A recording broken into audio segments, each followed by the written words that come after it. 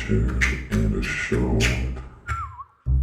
Hello, this is Justin Joseph Hall. Welcome to Feature and a Short, a monthly screening hosted by Four Wind Films, where an appointed contributor presents their chosen feature motion picture and a short movie. There is only one condition for the screening selection: the presenter must have been directly involved with one picture, but not the other. This week we have another. His name is Christian Felix. He is an amazing actor, listener, and even better, and lucky for you guys, one of the best storytellers. He always comes to set. We worked on Sardines Out of a Can together, which was directed by former guest Shanali Bomick.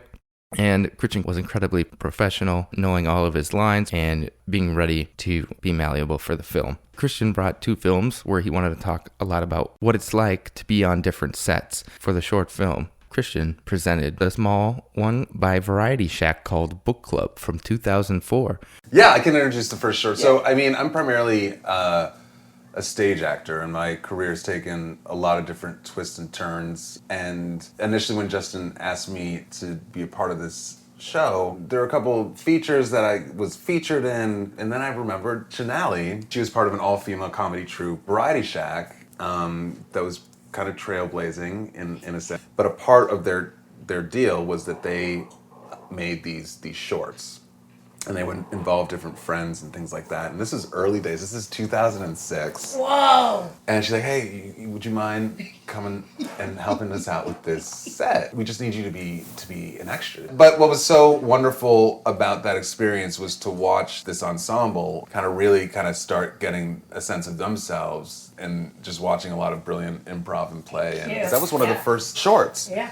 So in a sense, it was very DIY. And how many people were on set on this project? It was skeletons. It was pretty bare bones. There were 2 cameras. I remember that. Like very low budget. And it was all like, we're going to have fun. But there was definitely like a degree of professionalism in the sense that they had a clear, like, we're doing this. And so because of that, like, I didn't feel like I was wasting my time.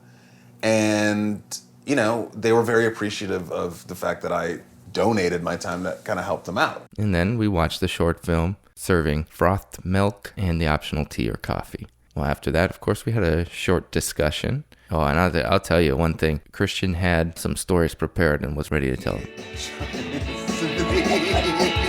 Brings me joy. Thank you. And Christian did a great job in the background. I was lucky that I didn't have to face the camera, though, because I was cracking up. How do you spend your time on set as like an extra?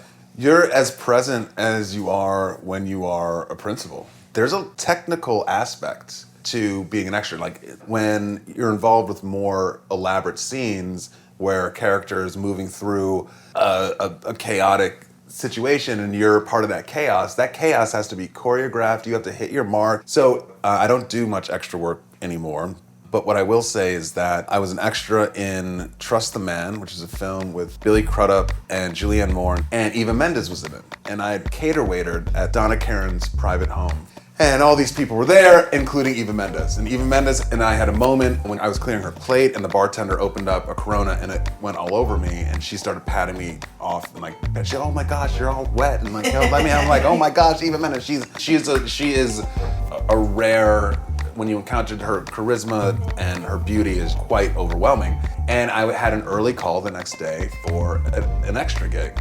It was 150 again in this club scene.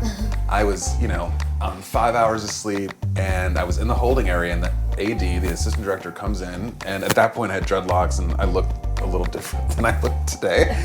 And they were like, you pointed me and 2 other guys, and was like, you're gonna be featured extras now. You're gonna be the dancers, and your job is to dance with Eva Mendes for the whole day and block out Billy Crudup from being able to dance with her. And so that led to me reconnecting with Eva Mendes, and she recognized me, and so things can change. And the only other thing that I'll say is that on The Good Shepherd, I was an extra in a jazz club. Robert De Niro directed that. Good story, guys. And these 2 principal actors were seated with us and were waiting on set and waiting for Robert De Niro to come. And they were hot mic'd, and one of them was like, oh, I had to miss a reading to be here. And then they said something to the degree of like, I would never do background work, I would never do extra work. And like, they're literally like around like all of these extras. And so the AD comes on set and is like, all right, Bobby's going to be coming down shortly. We want to run the scene now, just kind of rehearse. So they do it. Then Robert De Niro comes on set, the warmest, nicest, most decent energy, introduces himself to folks all around, these folks, not just the principals, including he introduced himself to me. And then he has them run it. And he whispers to the AD goes to them, they try it again. Bobby goes up, Robert De Niro goes up to us like, I'm not quite seeing what I need from you guys, but don't worry, you're still be in the shot, you're gonna hang out, but we're gonna just recast this. And they literally, like, they pointed to me, they pointed to like two other people and like stood us up and like, we're kind of like, they literally, I didn't get the part, but this other extra got the fucking part and called his agent, was like, I know! And that's how quickly and fluid, and you just never ever know. So I had a blast on that, and I'm happy I was a part of it. I just want to explain to everyone your current The other universe? Yeah. So like for the past 12 years, I've been working in more corporate environments and talking about issues related to diversity and inclusion, primarily through implicit or unconscious bias.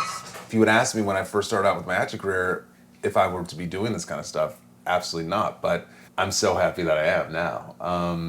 Beyond that diversity and inclusion stuff, now I do other coaching that uses the principles of performance to just help normal people, and that's also pretty cool. The acting and the performance of it isn't just meant for the stage or the screen, and that, quite frankly, like, it's happening all around us all the time. We're all performing in some degree. What is like the worst set you've been on? The worst set that I've been on was The Blacklist. I was a co-star, and shooting TV can be very, very tedious and mundane. You can get burnt out, and it's long days and everything. So I felt for the guy because he clearly was burnt out, and he had like a lot of other shit going on. But like, you get to set, like, you know, they take you to you have a little honey wagon, a trailer. It kind of feels like a jail cell after a while because it can be really small unless your agent gets you a double wide. But for someone like me, I never get a double wide. And they bring you to set, and then because when you're a principal, instead of being in like a generic holding area, you have like a PA that kind of handles you, like takes you to your chair that says your name or says like cast.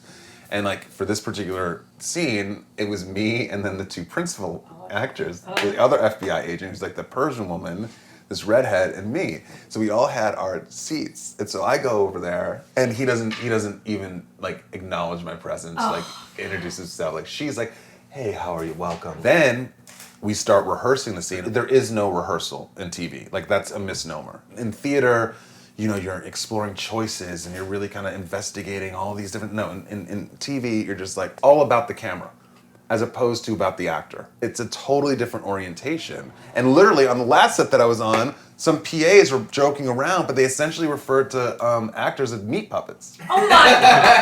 Oh my God! That's TV for you. Oh wow! At this point, I try to give them the benefit of the doubt. Always kind of like, I'm really happy to be here, and regardless of what happens around me, it's still a good experience for me. And 9 times out of 10, that works. Like on this last one, it's called The Flight Attendant at HBO. It's Kaylee Kuko. She's the star, and so I spent the whole day with her, and she was fantastic. She was great energy, fantastic, That's fun. awesome. Like anyway, so we get to set on the Blacklist, and we run the scene. It's these FBI agents coming out, and a security guard. They're coming into this cryogenic clinic, and I have to be like, you don't have authority to go in there. And like they gave me a gun, so I'm like in the script. It's like grab the gun, like okay. And so I do everything that I'm told, and they're like cut. And he literally turns to the director and is like, is he gonna do it like that? And I'm like, Oh my God! fuck Who did that? Who said that? This FBI, the redhead. Oh my God! That's so. And then you realize, and so then the director comes up, and then the What fight an choreographer asshole. gets He's in involved. your head But then now. the prop master gets involved. They're like, they're like, don't grab the gun, like just go for the phone. I was like, no problem. So we start running it again, and then I realize he's pissed off because his character, after I'm like, you don't have authority, go in there. He's like looking around, he turns to his party. He's like, what the fuck is this place, right? And he's like, do I have to say that? And they're like, yep, the script's been approved. 30 Rock we can't change it. He's like, can you call them? Oh my God! He's like, of course I know. Of course I know what this place is. It says right there on the fucking wall. You know? So it's like this karma. He's this in is his karma. own head about hating TV shows. And then what gets even more in his own head is that he had some shit in his fucking eye. So when he might have had fucking pink eye. I don't know. His eye was fucking blowing up. And so as we're finally getting into the final shots, he's coming up to me. He's like, you know, and I'm like, you don't have authority to go in there, you fucking pink motherfucker. After that short discussion, we took a quick break. We made sure to have brown bottled beer, bread, greens, and milk, and one bourbon shot for surprise for our following film, Blue Collar. It is the best performance Richard Pryor has delivered as an actor. Wow! He's in this. He's in it. So the film was written by Paul Schrader, who wrote 4 Scorsese scripts. He's a screenwriter, but in addition to writing this with his brother Leonard, this is his directorial debut. And he pitched it to Pryor, who just was coming off of a TV hit special, and he won a Grammy for his album, which was called Bicentennial Nigger. Oh. And so he was like hot. And Harvey was at the top of his game. And Yaphet Kotto, who you'll recognize, he pitched it to each and every one of them that they would be the star of this film.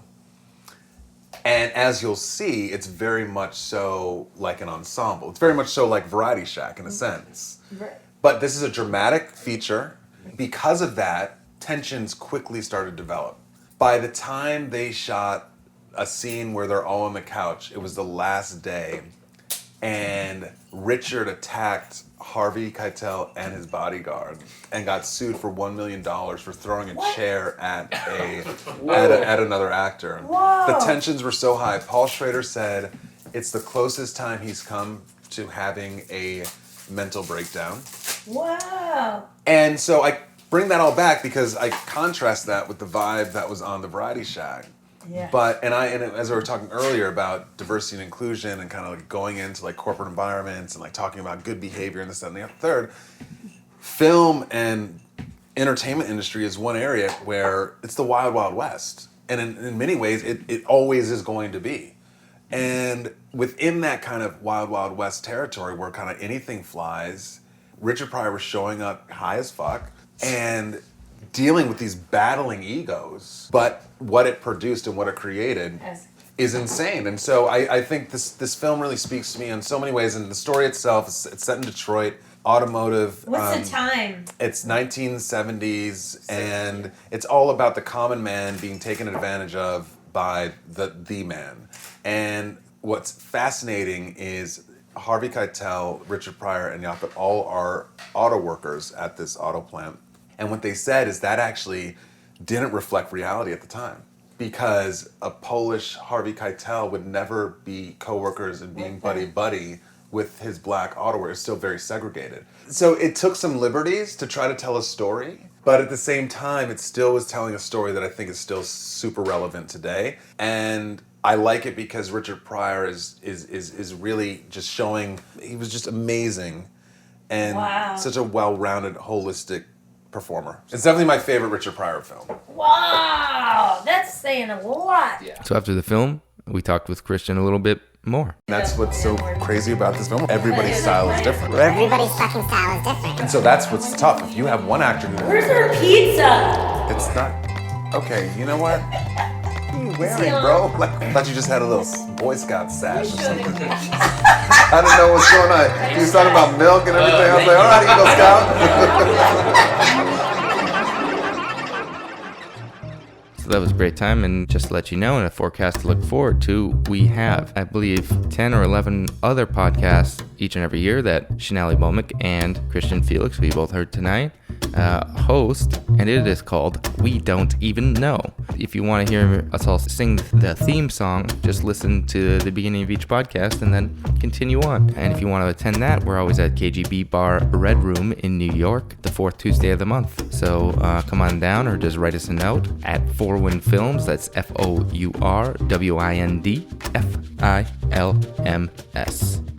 Thank you to Thomas Kelsey and Laura Davi for helping with the event, Brian Trahan for mixing, and Sun Nectar for the lovely additional music. So again, thank you very much. Peace.